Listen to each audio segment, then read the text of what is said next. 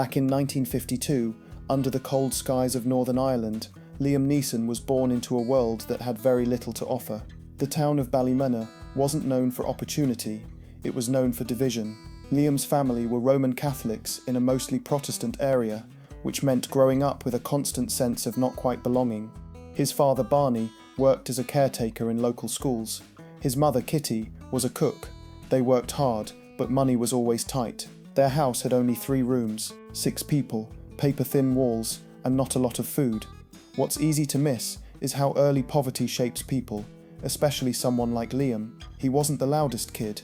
He wasn't the troublemaker.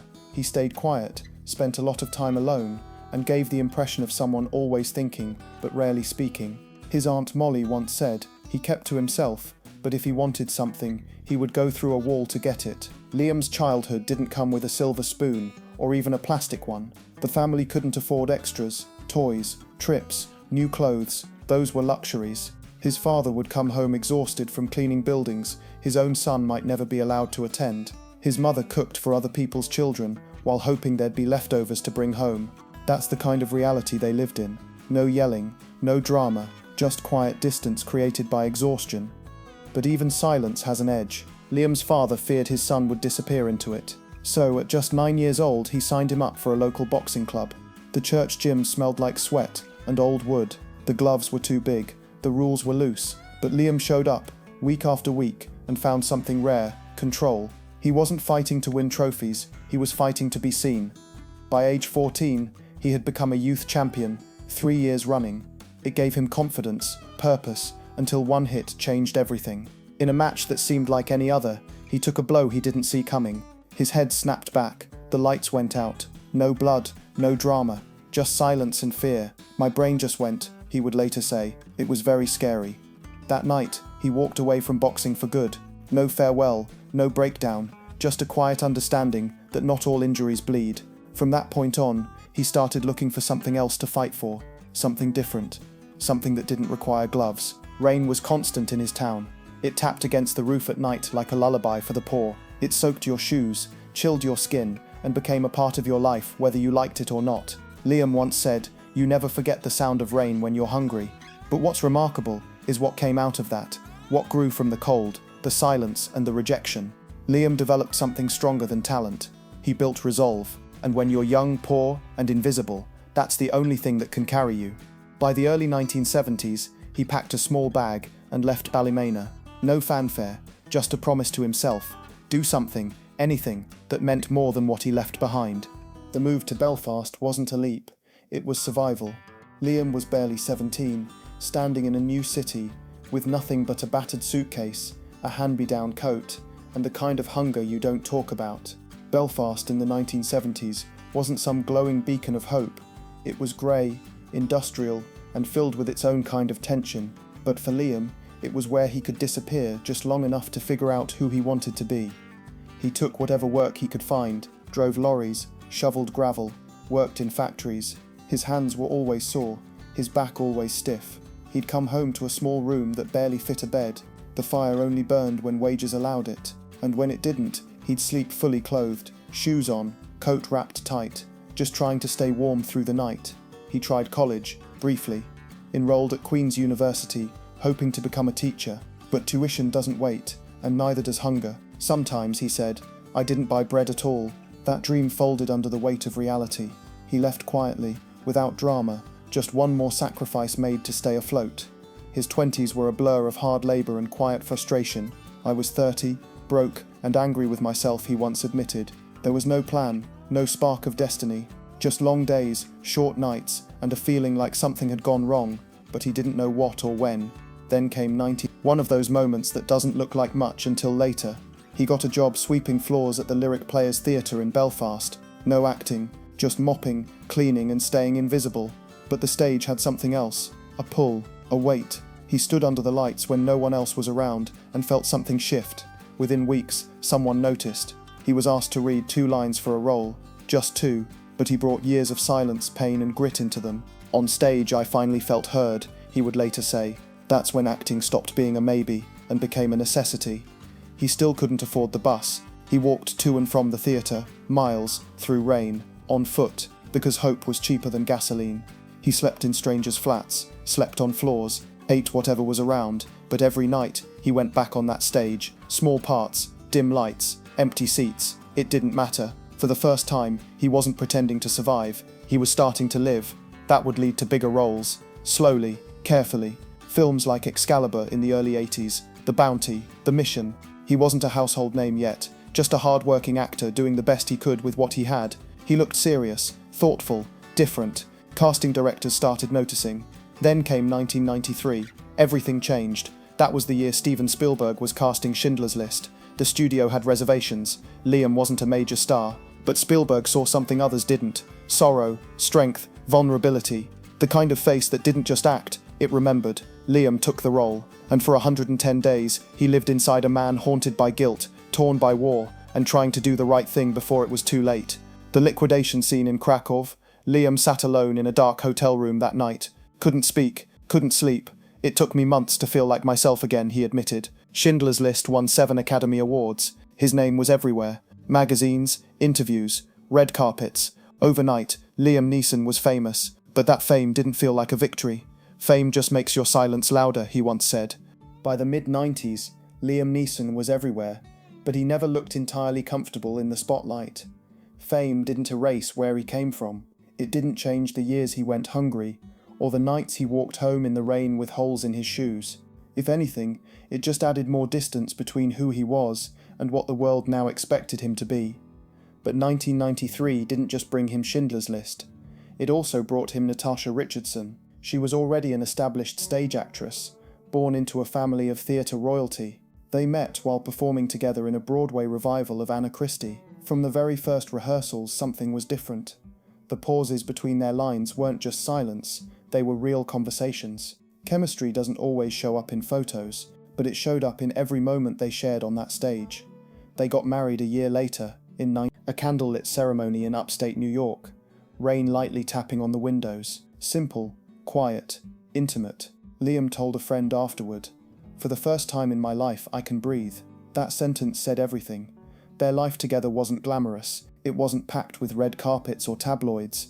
They had 2 sons, Mikhail and Daniel, and built a life that looked ordinary from the outside but meant everything on the inside. Natasha was the sun in that household. She sang while cooking. She laughed loudly. The kitchen was always messy, half filled with toys, half filled with scripts. Liam once built a swing in their backyard that never hung straight. The kids didn't care. To them it was perfect.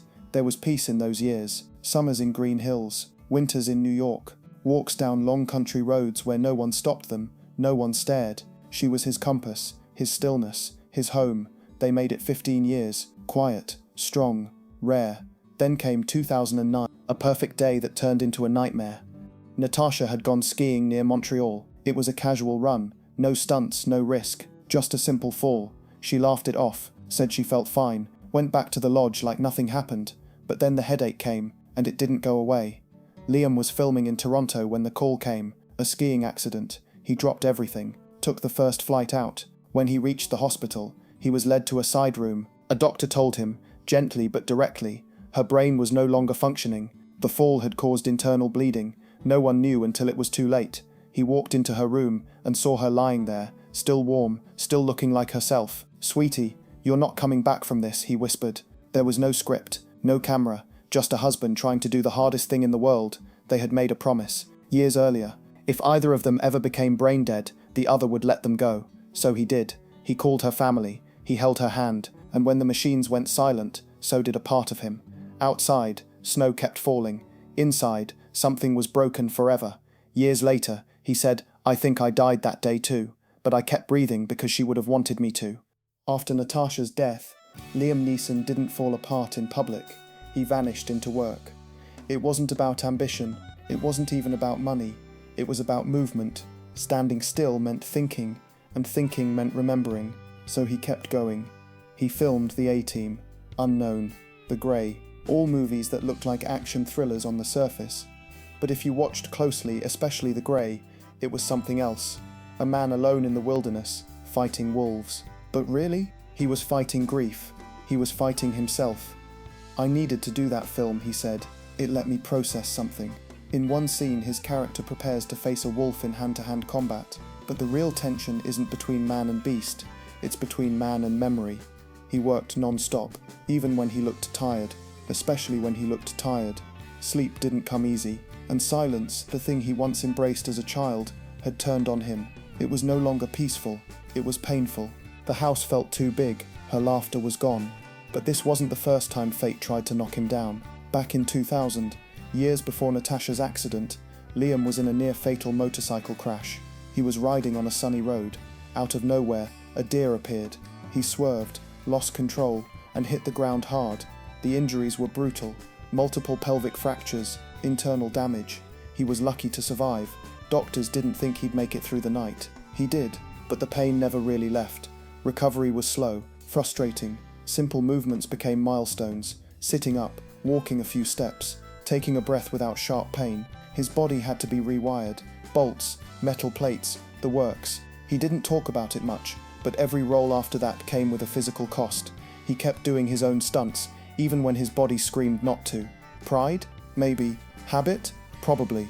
But he pushed through.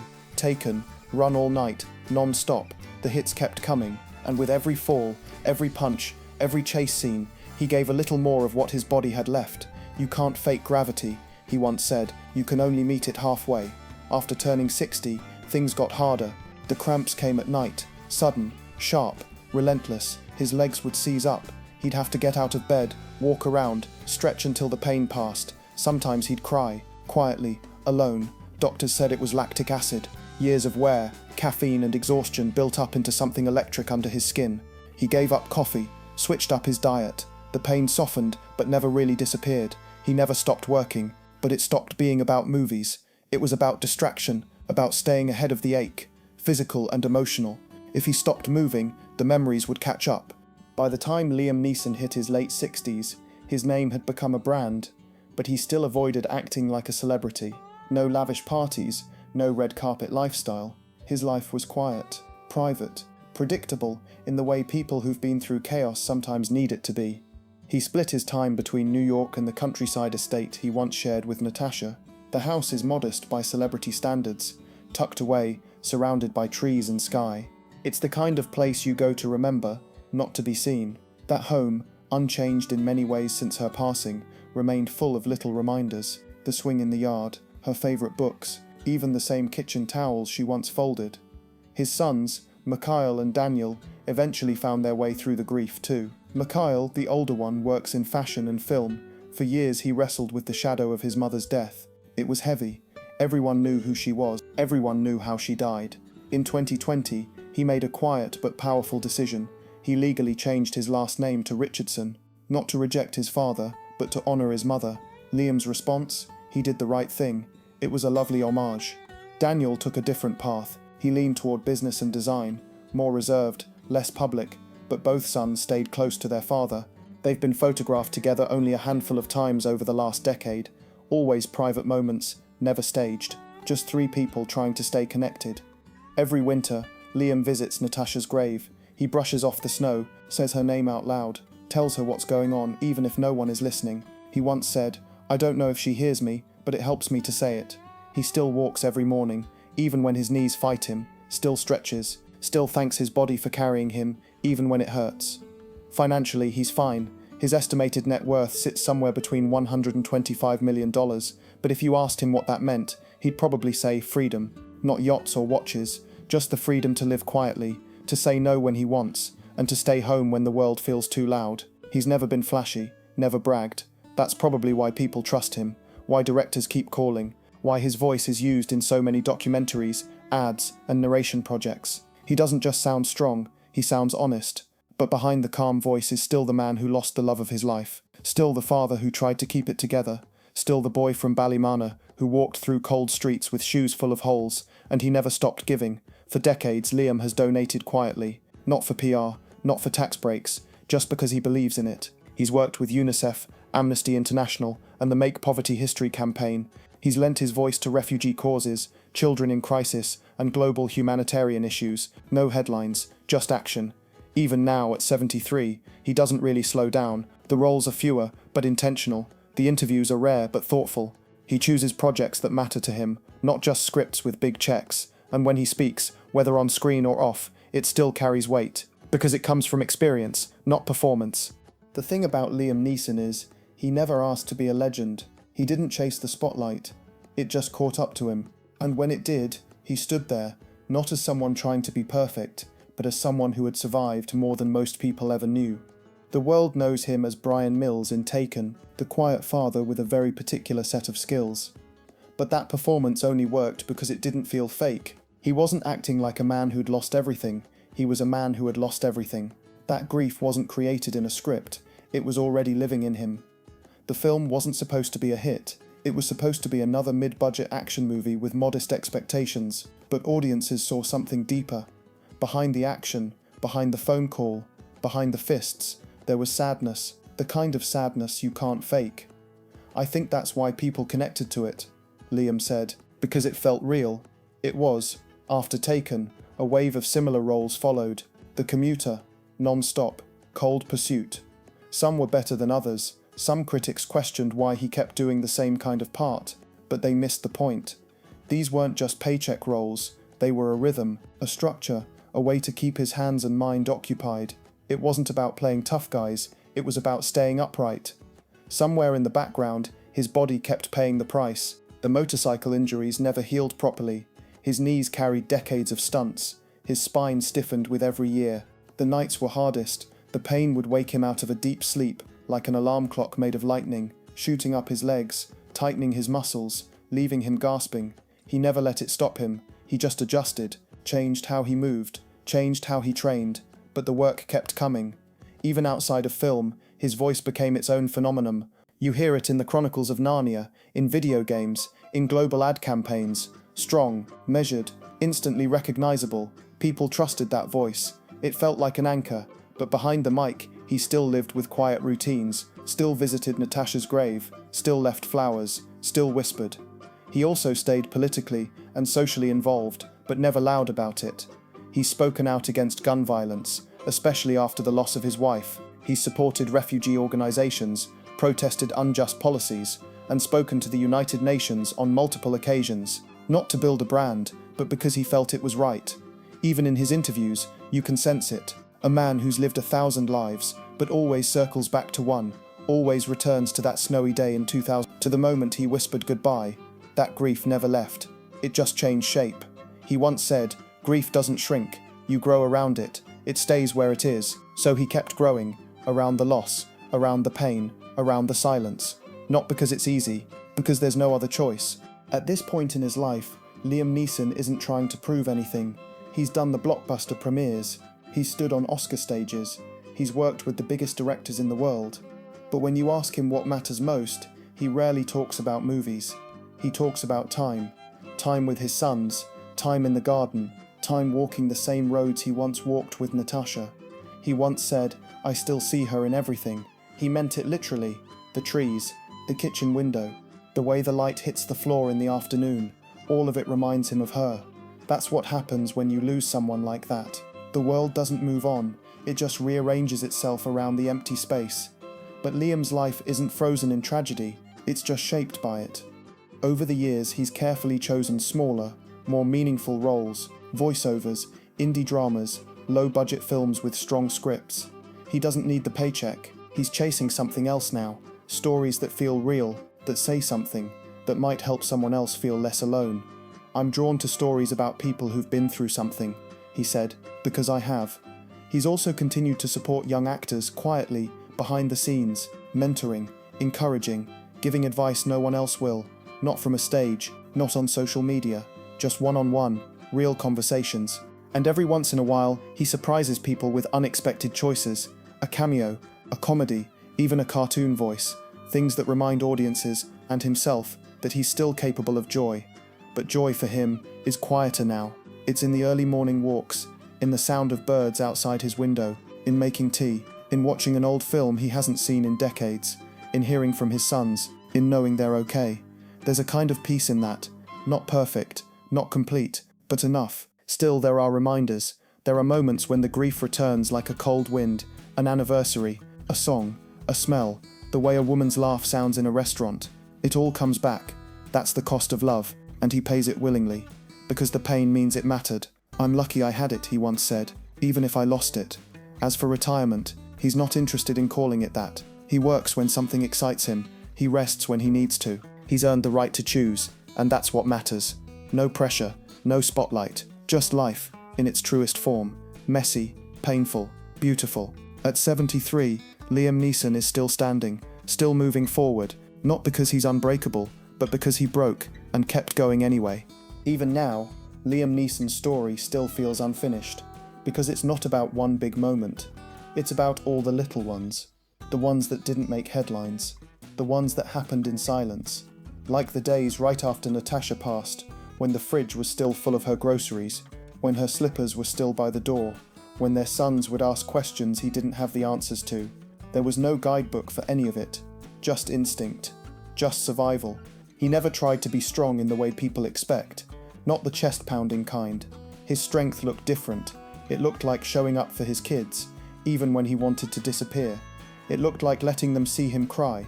It looked like staying in the house they shared, even though every room echoed with memories. And over time, he found a way to live alongside it, not above it, not past it, just with it. He'd go months without talking about Natasha, then mention her in an interview like she had just walked out of the room.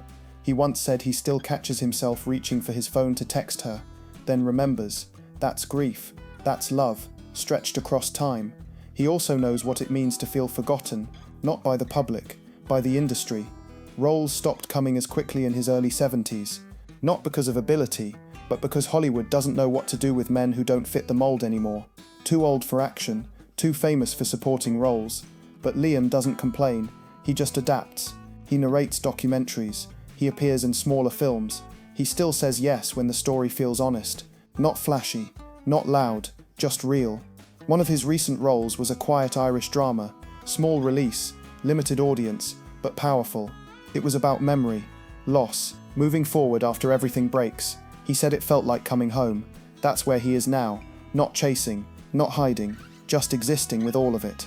His mornings are slower, his steps more careful, but the fire's still there, in his eyes, in his voice, in his presence. He's not chasing legacy. He's not trying to control how he's remembered. If anything, he hopes people remember less about his characters and more about his honesty. Because the truth is, his real story isn't about fame, it's about endurance, through injury, through poverty, through heartbreak, and that's what makes him different. That's why people connect with him, even if they can't explain why. He reminds us that pain doesn't end you, that love doesn't vanish, that silence can still be filled with something meaningful. Liam Neeson didn't overcome tragedy by forgetting it. He carried it. And that's why, at 73, his story still matters. Some actors finish their careers with trophies. Liam Neeson built his legacy with scars. Not the kind makeup covers, the kind that don't show up on camera. The ones that live in his voice, in the weight of how he says a line, in the long pauses that speak louder than dialogue ever could. Even now, when he takes a role, people listen differently, not because he's the loudest in the room, but because he's lived through what others only pretend to. When he plays a grieving father, a broken husband, a man haunted by his past, it hits different, because that pain isn't borrowed, it's earned. But the most powerful part of Liam Neeson's story is how ordinary it really is. It's not built on red carpets or viral moments. It's built on small decisions, getting out of bed when you don't want to, showing up for people who need you, saying I'm okay when you're not, but still meaning it a little. He doesn't post about his life. He doesn't make documentaries about his loss. He doesn't brand himself as a symbol of resilience. He just lives, quietly, honestly. And maybe that's the point. Because in a world that moves fast, that forgets easily, that rewards the loudest voice in the room, he chose something else. He chose consistency. He chose privacy. He chose to feel things deeply, even when it hurt. There's a kind of bravery in that. Today, when he walks the streets of New York or the countryside roads of upstate, he's not looking for recognition. He's looking for peace. He's still in that house, still surrounded by Natasha's presence, still sipping tea in the kitchen she used to dance in, still remembering to stretch in the mornings, even when the pain flares up. His sons call often. They visit. They laugh. They remember. And when they do, Liam doesn't freeze up. He listens. He shares. He tells stories about Natasha that the public will never hear, because those stories don't belong to us. They belong to them. He still works, but less now. He's earned the right to say no, and when he says yes, it's because something in the script speaks to him, not because the paycheck does. And once a year, like clockwork, he returns to that grave, not for show, not for closure, just to be near her, to talk to her, to feel close. That's what love looks like, when time keeps moving. It stays, even when everything else changes. So when people ask what happened to Liam Neeson, why he's less visible, less vocal, it's simple. He didn't disappear, he just stepped back into his own life, into the kind of quiet most people never learn to appreciate. And if there's one thing we can take from his journey, it's this: pain doesn't make you weak, carrying it does. At 73, Liam Neeson isn't just a movie star, he's a reminder that survival isn't about staying untouched. It's about being torn apart and still choosing to get back up. There's one last piece people rarely talk about when they mention Liam Neeson: the way he rebuilt his life without turning it into a performance. He didn't write a memoir. He didn't sit down for an emotional Netflix documentary. He didn't monetize his grief or package it into a redemption arc. Instead, he chose something quieter. He just kept living. That sounds simple, but it's not, because after a loss like his, most people want a dramatic answer, a clean chapter, a third act full of closure. But Liam never pretended to have that. He never wrapped up his pain in a bow for the cameras. He just showed us what it really looks like when someone learns to carry their life without the person who helped them build it. And he's done it all while staying grounded in the kind of values that almost feel rare in Hollywood: respect for privacy, loyalty to the people he loves, a work ethic that never asked for praise, a refusal to pretend that wealth or fame can solve everything. When other actors leaned into the machine of celebrity, he leaned out. He never built a fashion line, never launched a podcast, never turned his name into a brand. That's not who he is. He didn't want to be followed, he just wanted to keep going. You can hear it in the way he speaks now. Slower, softer, still precise. In recent interviews, there's a calmness that didn't exist 20 years ago. The kind of stillness that comes from someone who's accepted that life will never be painless, but that doesn't mean it's meaningless. He still walks, still reads scripts, still lights a candle for Natasha on her birthday, still talks about his sons like they're the best thing he's ever done, still returns to Ireland when he needs to feel the ground that raised him, still shows up for causes he cares about, even if no one's watching. And when people stop him on the street, they don't quote action lines, they say thank you, for Schindler's List, for The Grey, for making them feel something real. Because that's always been the difference.